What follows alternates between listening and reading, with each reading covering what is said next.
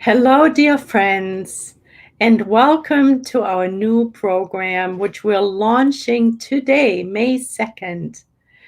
It will be the teachings of the spirits, the spirit teachings in the gospel according to Spiritism. We're live broadcasting from Northern California, from the Divine Light Spiritist Group and Beseja Spiritual Healing Center. And you will find us on the Facebook pages live and on the YouTube channels every Sunday, 6 p.m. PST. And everyone who is here, please feel welcome. And thank you so much, Mark, for being here. And I'm sure other friends as well. So let us look at the gospel. Why the Spirit's teachings?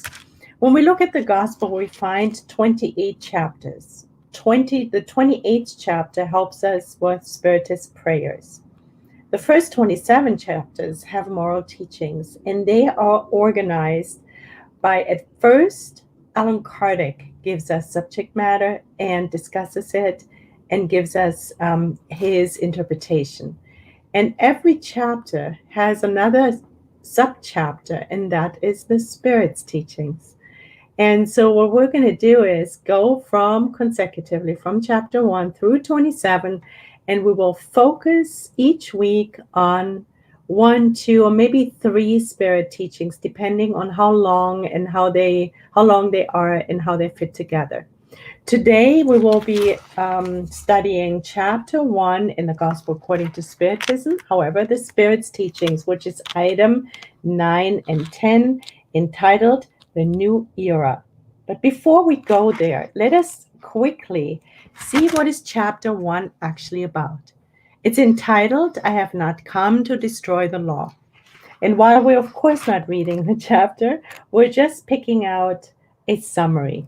The summary is as follows. Allan Kardec introduces Moses to us, and he says that Moses brought 2 distinct parts of the Mosaic law. So there were 2 laws. Now we're surprised. Didn't we think Moses brought the 10 commandments and nothing else? No, there were 2 laws. So note number 1, what were they now? Well, one is the law of God, and that was promulgated on Mount Sinai. And the second one is what? It's the civil or disciplinary law that Moses established. So there are 2 types of laws. Very interesting. One is invariable, and we can guess which one, namely, the law of God is, of course, not mutable, it's invariable. The other, appropriate for the customs and character of the people, and it changes with the times, and that is the civil law that Moses brought to us. So 2 distinct laws. One doesn't change, which is 10 commandments, and the other one was the civil law. You can read the chapter and get more information, but we're just, as we said, picking out some highlights. Then came Christ, of course. Jesus did not come to destroy the law, the 10 commandments, God's law. He did not come to destroy the law, that he came to fulfill it. And that is to develop it. So he took it further, more steps. He took more steps. Why? Because he was able to do it. The peoples of his time were much more advanced than during Moses' time. And he developed God's law to give it its true meaning and to adapt it to the degree of humankind's advancement. So he did not come to destroy it, he fulfilled it, to develop it further. And then we can guess what is next, namely Spiritism, thank God. Spiritism is the new science that has come to reveal to humans by means of irrefutable proofs, the existence and nature of the spirit world and its relation with the corporeal world.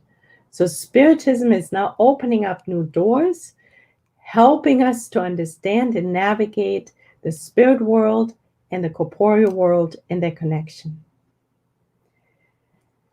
The law of the Old Testament is personified by whom? By Moses, of course. So the law of the Old Testament was personified by Moses. that of the New Testament by Jesus Christ.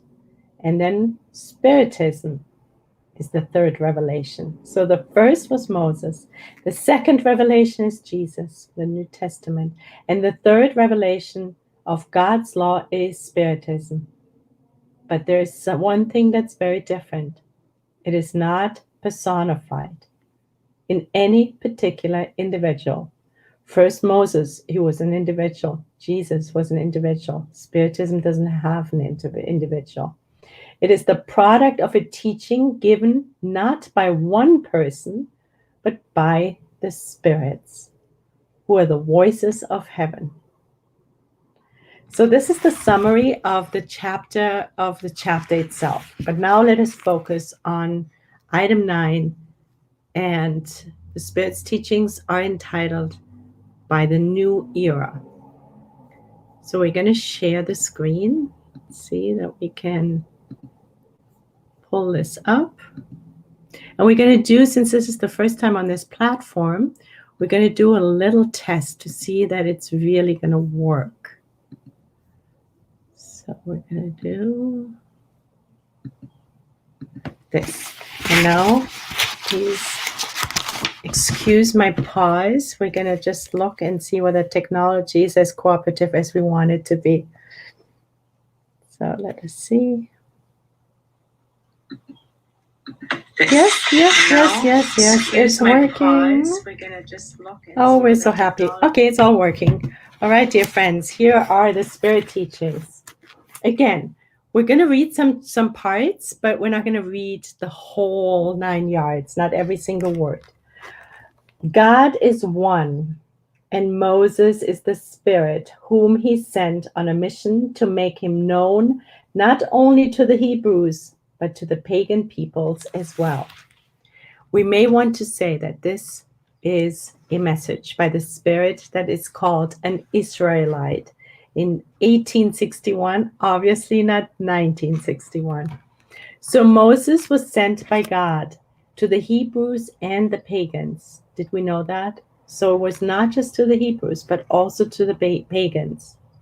The Hebrew people were the instrument, however, that God used to deliver the divine revelation through Moses and the prophets. God's commandments, given through Moses, contained the seed of the broadest Christian morality. So Moses planted the seeds to get the soil prepared for Jesus to incarnate and develop the laws that came through Moses. And he used the Hebrews as the instrument to deliver the divine revelations.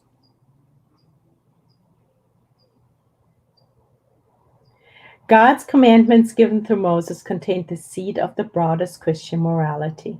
However, biblical commentaries have restricted their meaning, because put into practice in all their purity, they would not have been understood.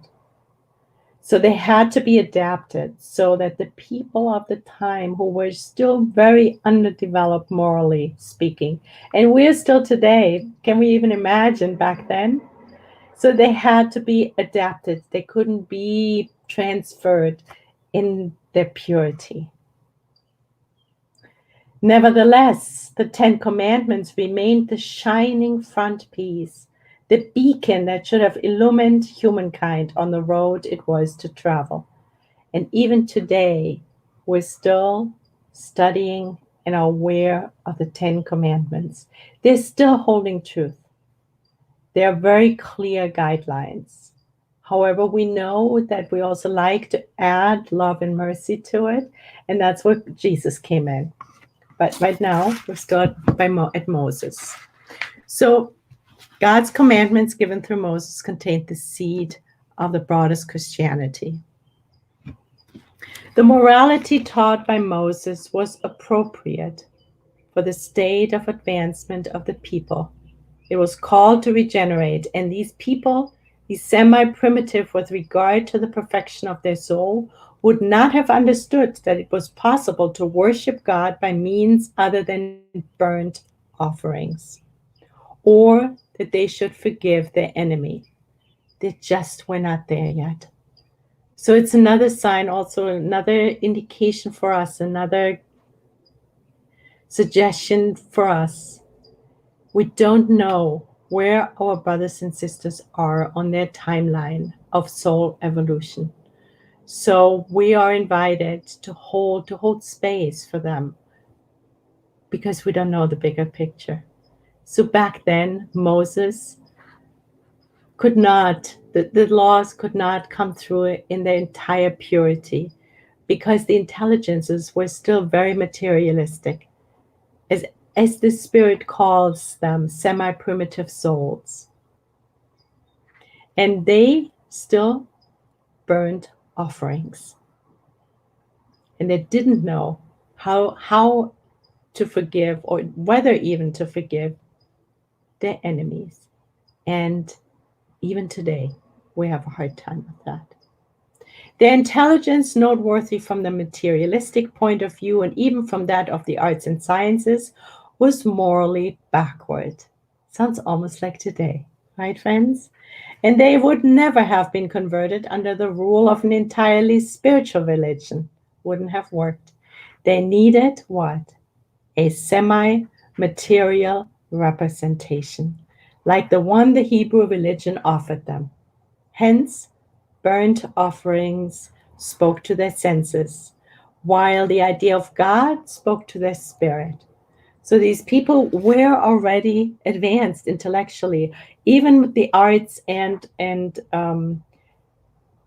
philosophically. However, morally, there wasn't that much advancement present yet. So they were open to semi-material representations in religion. And one of the materialistic aspects was that they liked to give sacrifices by burning animals and other items. So burnt offerings was very common, was an integral part of their religion, while the concept of God spoke to their spirit. Then Jesus came. Christ was the initiator of the purest and most sublime morality, the evangelical Christian morality that is to renew the world. Jesus was the renewer. He brought the most sublime and most and purest morality and their laws to us.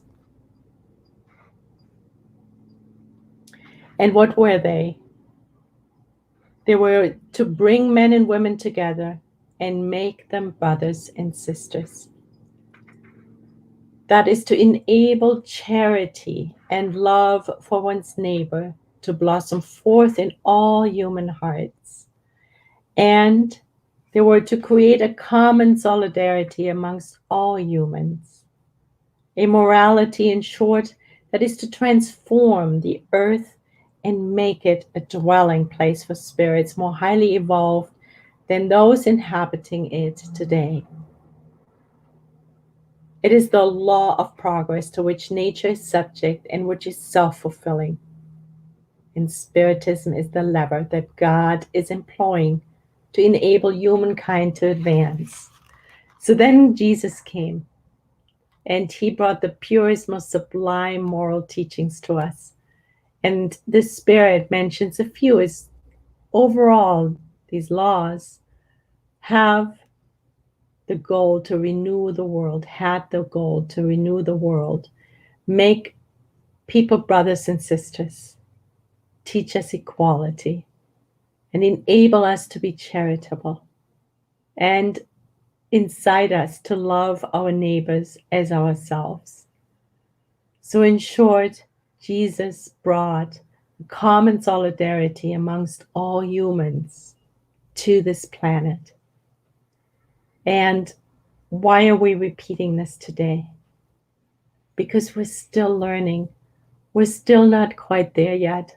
We're getting better every day. We're practicing, and we're renewed, invited to make sure we focus on those sublime moral teachings that Jesus has gifted us with. And why? Because the law of progress dictates that we are learning every day. We're invited to accumulate more knowledge and to practice the good. And we are right now at a place on planet Earth where the Earth is making its humongous transition to a planet of regeneration. And hopefully, we're agents of progress. Hopefully, we align ourselves with God's will. And then we can guess it. What's next? Spiritism. Yay. Spiritism is next. And he says, Spiritism is the lever that God is employing to enable humankind to advance. It's the next step. And it's building on top of the sublime and pure moral laws that Jesus brought to us. The time has come in which moral ideas must be developed. And we have to keep in mind, this was 150, 160 years ago, but the time is still here. It's really an immortal message. It's a message that's not linked to a specific timeline in a way, because we're still in the same boat. We're still practicing. However, one should not believe that this development will occur without struggle, and that we can attest to. Once attention is fixed on them, the beauty and sanctity of Christ's morality will touch people's minds, and they will become interested in a science that provides them with the key to the future life and opens them the doors to eternal happiness. So our attention, we're invited to bring our attention to the sublime moral laws, to the pure teachings that Jesus brought to us, practicing the good, always accumulating more knowledge, always keeping in mind that we want to be aligned with the law of progress. And then he says that it was Moses who opened the way for us. Jesus continued the work, and then Spiritism shall finish it. We're so grateful to Spiritism, and we're so grateful that we are aligned with the teachings, that we in this lifetime have been gifted with being able to study and practice Spiritism. Or let's say, study Spiritism and practice the teachings that have been further expanded and are actually rooted in Jesus' teachings, of course. So Moses laid the foundation. Jesus continued the work. He did not come to destroy the law. He came to develop it. And then Spiritism shall finish it. The first, the second, and third revelations are listed right here. So this is what the Spirit, an Israelite, added to Allan Kardec's expose in chapter 1. Now we're going to move on to item 10. Item 10 was written by Fenelon in 1861 as well. And let us see what he adds to the picture. He says, one day God, out of his inexhaustible charity, allowed humankind to see the truth dissipate the darkness. So one day God thought we were ready, and he gifted us out of his charity with truth. And truth, we know, always dissipates darkness. Because when we're not living, when we're not aligned with the truth, that's the light, we're inevitably in darkness. So one day this happened, and that day was what? It was the advent, of course, of Jesus Christ. So Jesus Christ came to bring us the truth. After that living light, however, the darkness returned.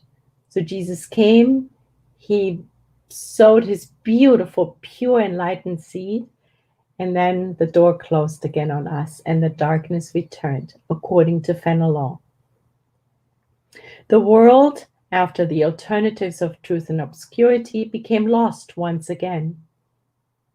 Then, just like the prophets of the Old Testament, the spirits began to speak and to warn you. He's speaking to us. The world is being shaken on its very foundation. The thunder shall resound. Stand firm. And why is that? Because we allowed darkness to grow, to become more expansive than the light. Because we are rebellious, we're confused, and sometimes we want to learn and we want to do the good, and then we don't know how that's going to work out and what that is. And back then, of course, was very different, and in some ways also the same, because we're still working on the same lessons. So darkness came, and the thunder shall resound, the prophet said, and they were invited to stand firm. And that is still an invitation for us today, to stand firm. Spiritism is of a divine order, since it rests upon the very laws of nature. The laws of nature are God's laws. So Spiritism is of divine order, since it rests upon the very laws of nature, and you can be certain that everything of a divine order has a great and useful purpose. So since Spiritism is resting on God's laws, it has a great and useful purpose. Your world has lost its way, he says, and science, developing at the cost of moral order and leading you only to material well-being, has reverted to profiting the spirit of darkness. Christians, you know that the heart and love must walk hand in hand with science. So here he's pointing out to us that science on its own, without incorporating the heart, without love, has lost its way. And that it is developing at the cost of moral order, leading us only to material well-being. And is reverted to profiting the spirit of darkness. And that is the case if science is not bringing the heart and love into it. So that is something for us to take note of, because it's something to look at each and every single day. Science is a very important aspect of our lives, and science is part of progress. And yet we need to let the light of discernment shine very brightly so that we don't fall into a trap of creating blind faith towards science. Blind faith towards religion is something that Allan Kardec very clearly invited us to not practice, but let the light of discernment to practice a reasoned faith. And the same is true for science, to practice reasoned faith, and to make sure that the science that we're following has not fallen into moral disorder by omitting love and the heart. Then he continues to say, the reign of Christ, Alas, after 18 centuries and in spite of the blood of so many martyrs, that reign has not yet come. Christians, turn towards the Master who wishes to save you. So he is alluding to the fact that, of course, the heart and the love is linked to Jesus, because Jesus was the one who brought love to this, who made his teachings were filled with love. Moses' commandments were do's and don'ts. They did not have mercy per se. Jesus brought mercy, which is a form of love. Mercy is vital. So here we need to be critical thinking as far as science is concerned, and make sure that love is part of it and the heart, because Jesus Christ, after 18th century, and now we're like after 21 centuries, we're still struggling whether he has yet been practiced fully, right, friends? We're still there. We're still working on incorporating his teachings into everyday life. And that is why we're studying the gospel, why we're studying the Spirit's teachings. That's why we're studying all the Spiritist teachings, because we want to practice more of the good. We want to understand it better and to practice it more. So let us move on. This revolution, okay, so he's saying, yes, my children, the world is being shaken. The good spirits have told you this more than enough times. Bend under the foretelling breeze of the storm so that you're not knocked over like a willow tree. That is, prepare yourselves and do not be like the foolish virgins who were taken by surprise at the arrival of the bridegroom. So we need to stand firm. We need to be prepared, because Jesus' teachings are not yet widespread. There's still a lot of darkness. There's still a lot of lack of moral development on our planet. And he calls this a revolution. He says this revolution that is being prepared is more moral than material. And that we can apply to today's lessons as well.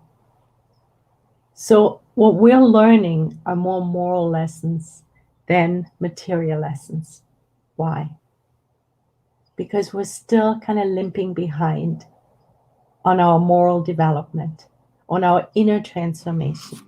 We're still quite materialistic. Emmanuel in Thought and Life teaches us that it takes two wings to ascend to God. And these two wings, interestingly enough, match the teachings of this Spirit in Allan Kardec. It is the wing of knowledge, the wing of wisdom, the wing of the need to study and understand, and the wing of love, the wing of practicing the good, of charity. And they have to work together.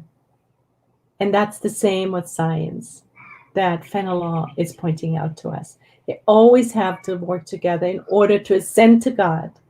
It's one bird with two equally strong wings. And it applies to us as well. The great spirits, the divine messengers, inspire faith, so that all of you enlightened and fervent workers may make your humble voices heard, for you are only a grain of sand. But without grains of sand, there would be no mountains.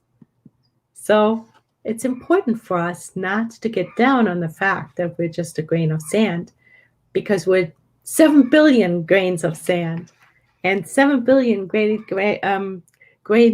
of sand creating a mountain.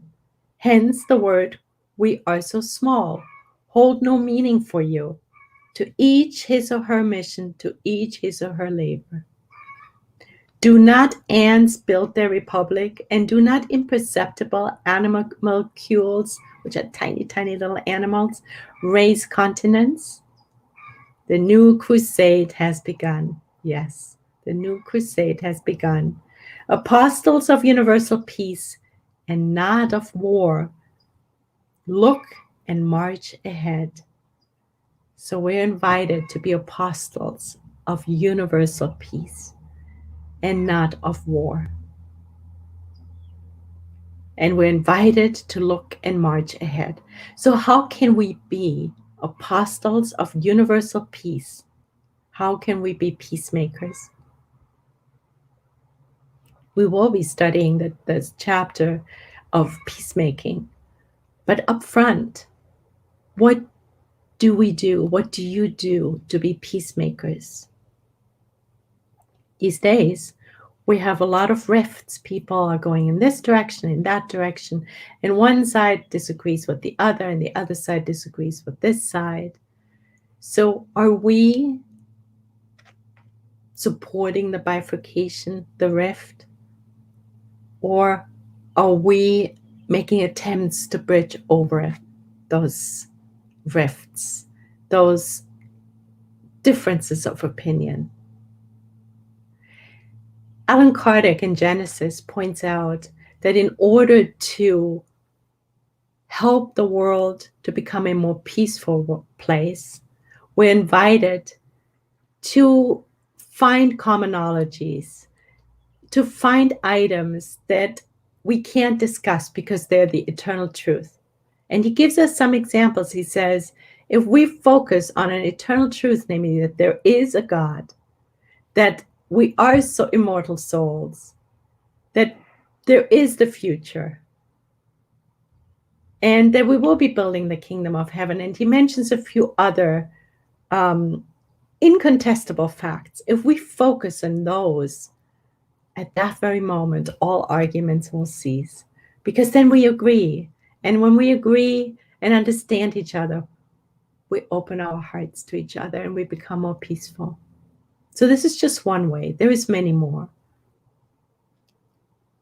He says, he ends his transmission by saying, the law of worlds is the law of progress. So by becoming apostles of universal peace, and to look and march ahead, working on our inner transformation, strengthening those two wings of knowledge and love and service, we will be supporting the law of progress, learning to align our will with God's will, to become more coherent, to become more charitable. That is the invitation for today, dear friends. Let us stop sharing and say hello, and see whether there's any comments. It's so nice to have you here, Kiki. And there's Teresa and Mark and Nora. Thank you, dear friends, for joining. If you have any questions, please feel free to post them. And we want to close with a little prayer. Let us, if we can, for a moment, close our eyes and let us connect with the Almighty God, the first cause of all things, divine providence, who is all just and all merciful. God, thank you for bringing Jesus to us. Jesus and Moses who laid the groundwork, who sowed the seeds for the Christianity to bloom with the coming of Jesus Christ. And thank you, Jesus, for helping us with love, teaching us the moral laws for us to become a better human being, a human being that is more aligned, more Christ-like, more God-like, human being who wants to be a peacemaker, who is always eager to study, to learn new skills, and to practice them and share them among our brothers and sisters. And thank you for sending Spiritism to us. Thank you for Allan Kardec to codify Spiritism, and for all the beautiful mediums and spirits on high who helped us through books and more messages to learn more, to expand the knowledge, to build on the seeds that Allan Kardec planted. It is a teamwork effort, and we feel privileged to be part of this process, expanding our knowledge and always aligning ourselves with the good, never forgetting of how we can discern the good from evil by applying the golden rule. Would we like to receive what we are giving? Are we aligned to the good? And here we are, we're finding ourselves in this beautiful community of friends, supported by the spirits on high. We're including all the discarnates who were present tonight for our study with gratitude, and sending our love and light across the planet, modeling a peaceful, loving, and kind demeanor towards our brothers and sisters. And as we begin the new week, we will recommit to loving God above all else and all of our neighbors as ourselves.